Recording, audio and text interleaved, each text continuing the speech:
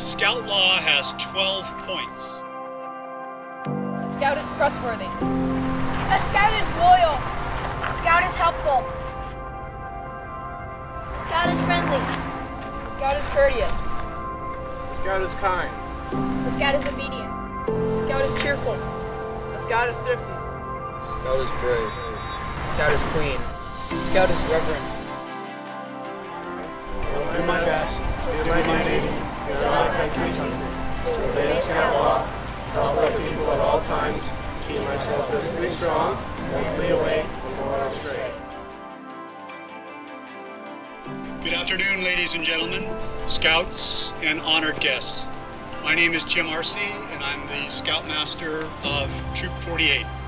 It is my privilege to welcome you on behalf of Troop 48 to the Eagle Court of Honor for Jake Nordstrom.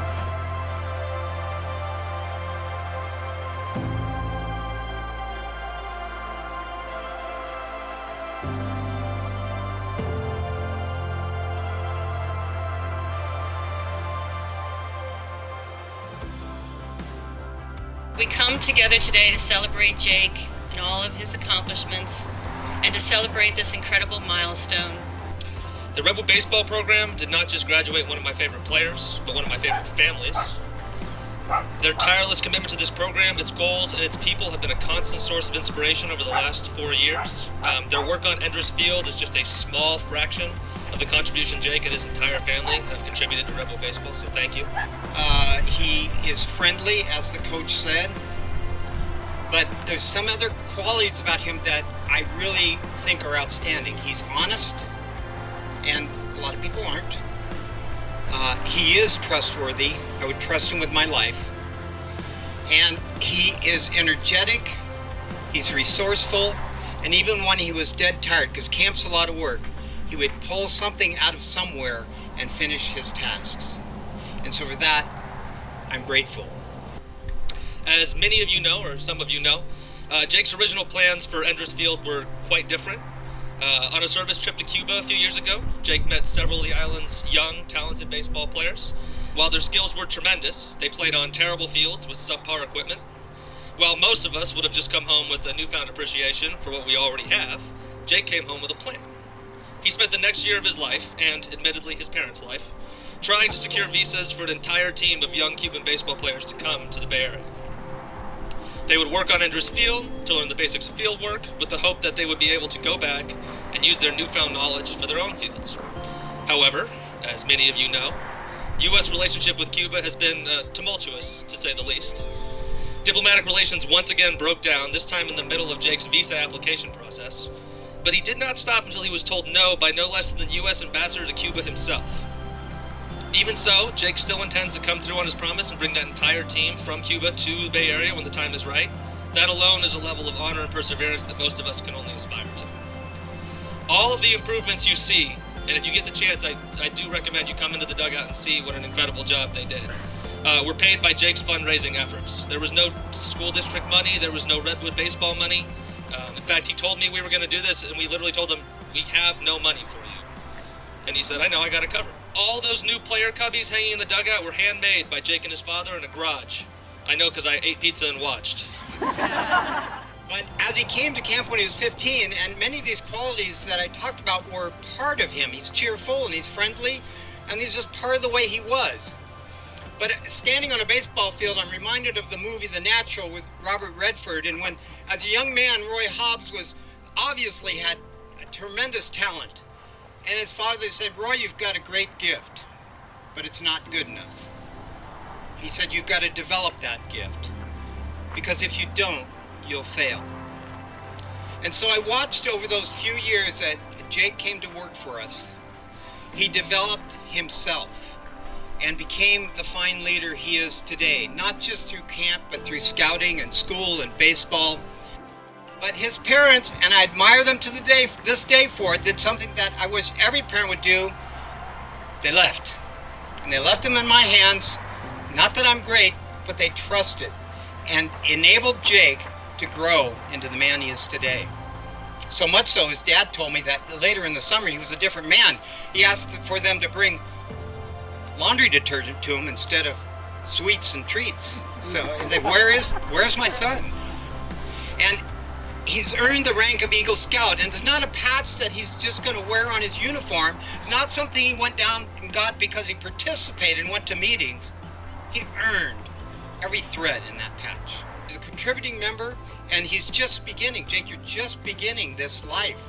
You're going to go on, and you're going to make a difference in the lives of hundreds, as you have already at summer camp, in baseball, because that's who Jake Nordstrom is, and that's who he has become, and that's who he's going to continue to be throughout the years.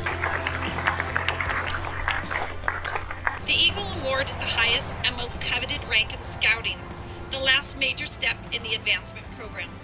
Less than 1 out of 50 scouts in the United States reach the Eagle rank. This is not the end of the criteria and the responsibilities for an Eagle Scout. This is the beginning.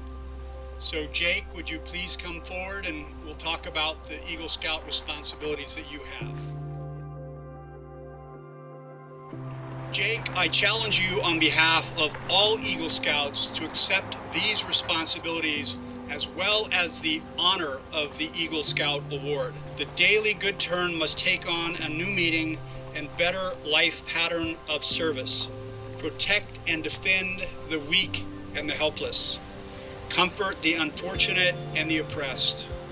Uphold the rights of others as well as your own. Remember, real leadership is founded upon real service. Jake, do you accept these responsibilities? Yes, sir, I do. No one will ever know the unnumbered acts of a self-sacrifice and helpfulness from the mothers which have helped lead us to this day. As a symbol of what his mother has made, the court now asks Jake to present his mother with a miniature eagle pin. So Jake, your father stood by you all these years, offered encouragement, baseball coaching, scoutmaster, all sorts of things.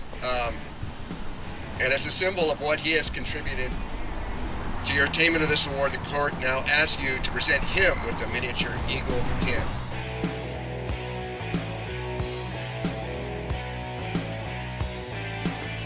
By the authority vested in me by the National Court of Honor of the Boy Scouts of America, it is my privilege to announce you an Eagle Scout. And it is with distinct honor and pleasure that I present you with the Eagle Scout Award, which I'll ask your mother to pin over your heart.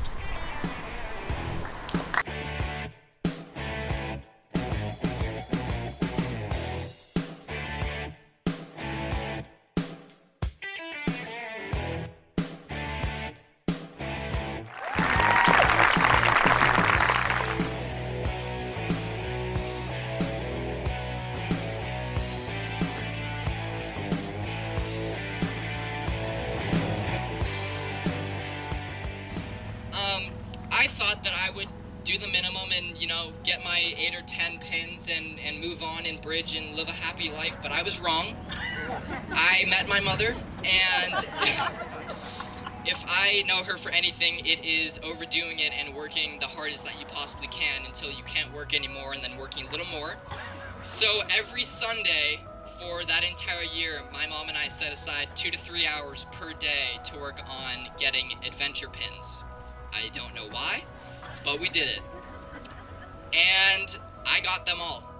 I know that she wasn't doing it so that I could get all 24 of the adventure pins, and I can't remember what one of them were called to this day. But I am thankful that she did that because she showed me what I could accomplish, even if it was some pointless thing. She still showed me that with hard work and determination and help, what you can get done. So I thank you for that. When I joined the troop, I felt welcome right away, and there are actually a bunch of older scouts here who were the older scouts in the troop when I joined, and they had a very big impact, and it was really great. And I remember our first thing that we did, we went up to Tamarancho, where we got to shoot stuff. So I don't know if I really liked Boy Scouts because I got to shoot stuff, or if I felt involved and included and liked. But either way, I'd like to thank the older scouts for being there and helping me out with that, making me feel welcome.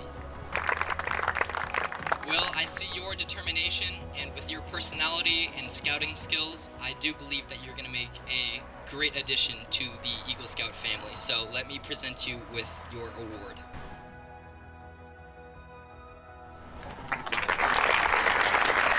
A big part of my journey that I was talking about actually happened when a lot of kids were in the Bahamas or on a 10-day tour of Europe or on a cruise to Mexico. And being that it was my first year, I didn't really know what to think. I didn't really know what to expect or what to do or anything really. But I figured it out, and I had a lot of fun, and whether that was getting up at 5:30 in the morning to go swim in a freezing cold lake, or whether it was getting dropped during my first aid merit badge, I had a blast. I really did. I really did. I also spent way too much money at the trading post on candy. So that's something I regret. But either way, 3 years later, I found myself back at that camp, except this time I was a counselor. And as I said earlier, my first year I was in handicraft, which is basically arts and craft. And even though I can say I do know how to make a really good basket now, I enjoyed my second year on the rifle range a lot more because it was different. And I mean, on the rifle range, I was in charge of giving safety briefings and teaching the different parts of the rifle and the ammunition, and just making sure that, you know, no one did anything not smart. These 2 summers really were more than a job. It was a great life experience for me, and I would really just like to thank both of you for being such a big part in that journey. One of my favorite stories is that my parents told me about the left turn lane that they had to get installed into their service station that I was talking about earlier. One of the biggest left turn lanes that I encountered was definitely my Eagle Scout project. The reason that I wanted to do my project was because when I went to Cuba,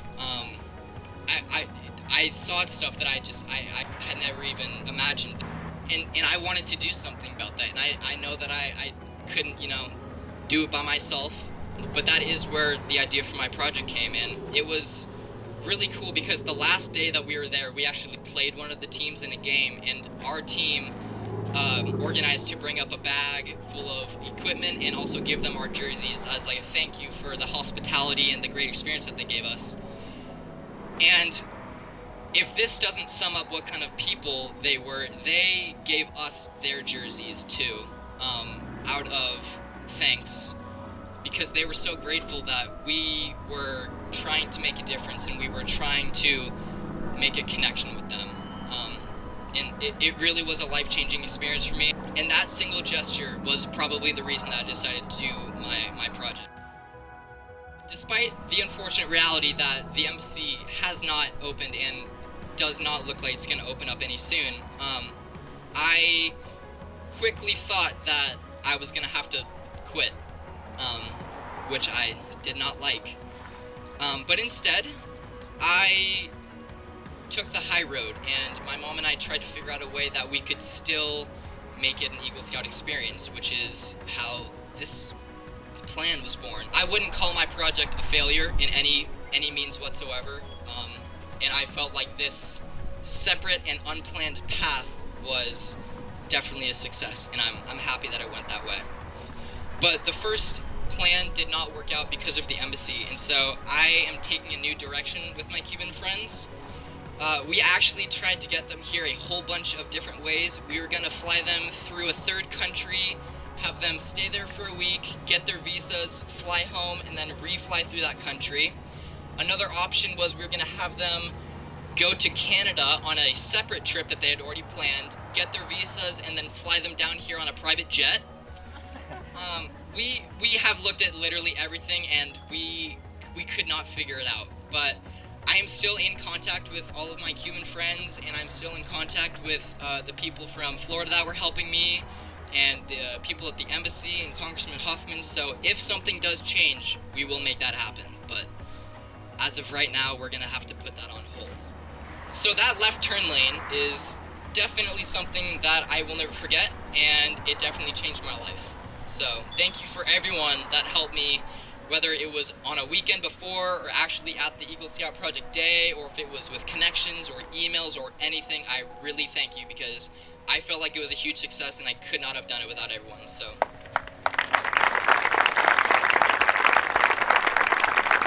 it might not be apparent from all of the pictures that she took, but my mom and dad have been at my side throughout every step of the way. The reason that you don't see this is because my mom was the one behind the camera and behind the pictures and the videos and the emails and everything. She was with me the whole way, and I'm so thankful for that, because I know that not everyone has that opportunity.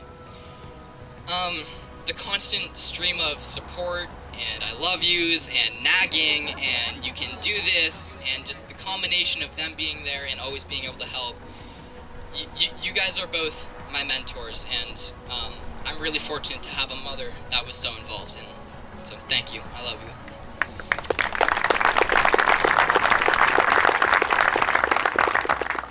And as if that weren't enough, I am also lucky enough to have a dad that is always available, has a flexible schedule, and can pretty much fix anything. Besides the internet connection, but that's besides the point. The countless hours of yard work, or father-son bonding as we call it, and the life lessons and wiring houses and crawling under deep spaces, and just I wouldn't trade it for anything. And I'm really thankful that I had a dad that was always there with me. So thank you for that. You've been my mentor, you're somebody that I look up to, and you're my best friend. So I love you.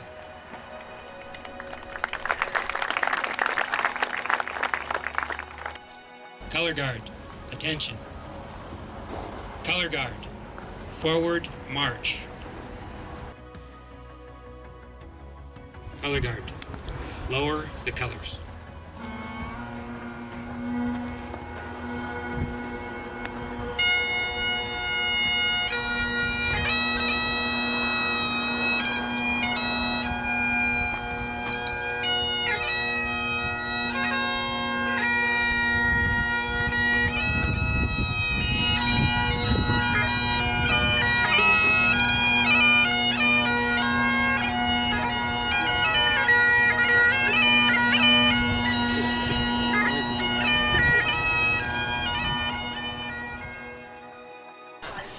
Today, Jake would like to rededicate Enders Field once again to Mr. Al Enders. As we are mindful of these virtues, help us not overlook the importance of joy, which Jake brought to every meeting, every outing, and every camp. Give us all the wisdom to enjoy each moment, and to keep in mind that it is how we journey and not the destination that matters most.